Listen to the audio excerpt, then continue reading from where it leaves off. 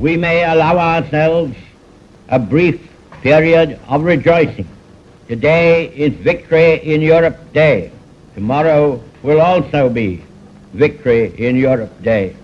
But let us not forget for a moment the toils and efforts that lie ahead.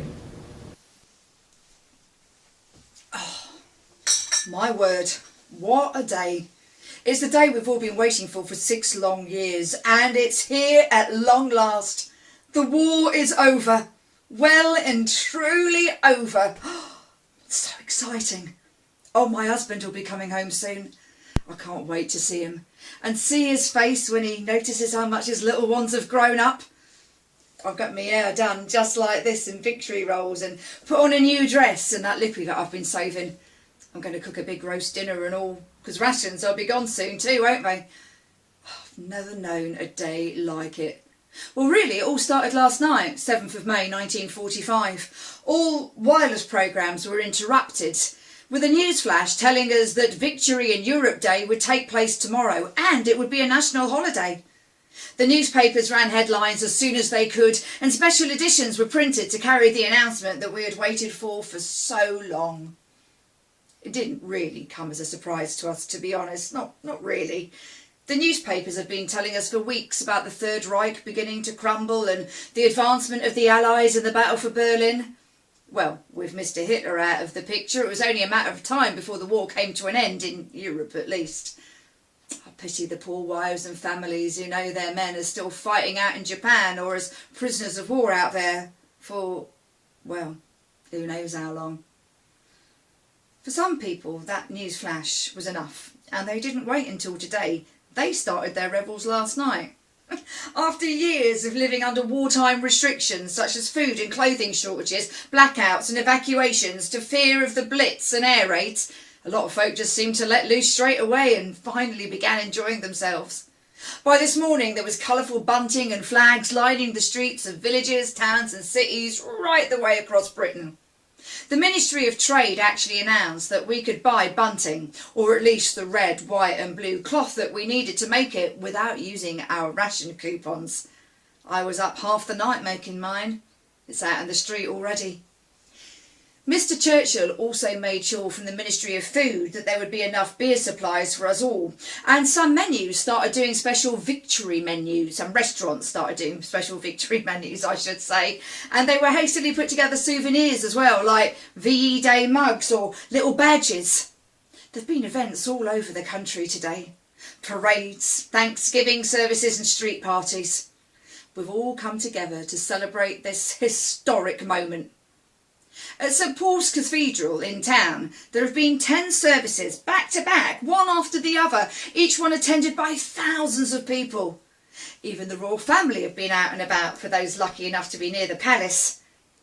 Apparently, thousands of people surged down the mall to Buckingham Palace, where King George VI, Queen Elizabeth and their daughters Princess Elizabeth and Princess Margaret appeared on the balcony to wave to the cheering crowds. They did that 8 times, and on one occasion they were joined by Mr. Churchill himself. Rumour has it that this evening the princesses have disappeared incognito into the crowds to secretly mingle, but they'll have some stories to tell tomorrow morning. Then, this afternoon, Mr. Churchill made an address over the wireless, and the nation stopped to hear our great and glorious leader. He formally announced that the war had ended in Europe. But he added a note of caution saying, "We may allow ourselves a brief period of rejoicing, but let us not forget for a moment the toil and efforts that lie ahead." He knows that war's not over. Japan's still to be defeated. And for those with loved ones out there, I reckon today's jubilations must have felt awfully hollow. Amidst all the street parties and rejoicing, those mourning the death of a loved one or friend, they'll just find it too much to bear. For some war-weary folk, it's also brought an air of anticlimax. 6 long years of war have left their mark on a weary population who are well aware that there's still more difficulties yet to endure. It can't just be sorted overnight. The war's taken its toll on us, and some people have no energy nor emotion left. Yeah, I wonder what my sister will do now. She's been working in an aircraft factory making control systems for anti-aircraft guns, automatic pilots for aircraft and aerial compasses. Sounds right posh, doesn't it? I know naught about it, save that it's making this stuff that's won us the war. And my sister's dead proud of her job. She's been telling me that right the way along. It'll win us the war if we work, she told us, and loses it if we slack. I wonder what she'll do now it's over. Then, of course, we had the Saucepans for Spitfires campaign. Lord Beaverbrook, the Minister of Aircraft Production, said he wanted all the money and the metal he could get his hands on. He even sold Spitfire rivets to kiddies for 6p a pop so that they thought they owned part of an aircraft. And he asked us to collect metal. Any kind of metal we could get our hands on.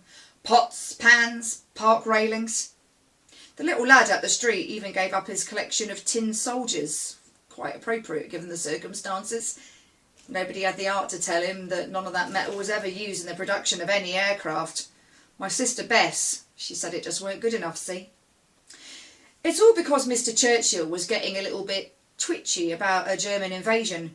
He said the whole might and fury of the enemy must soon be upon us, and he was right. In July 1940, we started to hear reports of something they were calling the Battle of Britain. Dogfights between the RAF, that's our boys in blue, and the Luftwaffe, that's the German boys, wheeling and screaming in the skies above the home counties. Our boys were fighting for our freedom to try and stop the Jerrys invading England. And it didn't half put the pressure on those in the aircraft factories, I'll tell you. Bess told me that Beaverbrook made up a new motto. Work without stopping. It wasn't right popular amongst the workers, I'll tell you that. But in those long summer months of 1940, our factories managed to produce double the amount of aircraft that Jerry could. So making our boys could carry on fighting in the skies for our freedom, day after day. Amongst them was Bessie's husband. She was dreadfully nervous those few weeks during the Battle of Britain. She was terrified that the next knock on the door would bring that dreaded telegram. But she was one of the lucky ones. So was he. They say we shot down 3 times as many aircraft as we lost, and the Germans started to get frustrated by it all. And so they decided to do something new. They started night bombing the cities of Britain. Oh, of course you've heard of it, the Blitz it was called. It went on long after the Battle of Britain had finished. Between September 1940 and May 1941, the Germans dropped some 35,000 tons of bombs for the loss of 650 aircraft. Londoners were attacked 57 consecutive nights. But we come through it, and our Blitz spirit will never be forgotten. And those who celebrate it today have done so with vigour and enthusiasm. When Mr. Churchill appeared on the balcony of the Ministry of Health building in central London, he made an impromptu speech. Huge cheering crowds gathered below, and he declared, "This is your victory." And they shouted back, "No, it's yours." Then King George spoke to us on the wireless. He said that he praised our endurance and called for a lasting peace. He also asked us to remember those who will not come back. Let us remember the men in all the services, he said, and the women in all the services who have laid down their lives. We have come to the end of our tribulation, but they are not with us at this moment of our rejoicing. Oh, God save the King. What a day. And it's not over yet. There's a village in the, there's a dance in the village hall about to start. I'm getting my words all of a jumble. I'm so excited. And then there's going to be a bonfire and more celebrations. So I'm really sorry, but you're going to have to excuse me. I've got to get my dancing shoes on and dance the night away. For tomorrow is a new day. And when we wake, there will be no more fear. And we will be secure in the knowledge that we are finally victorious.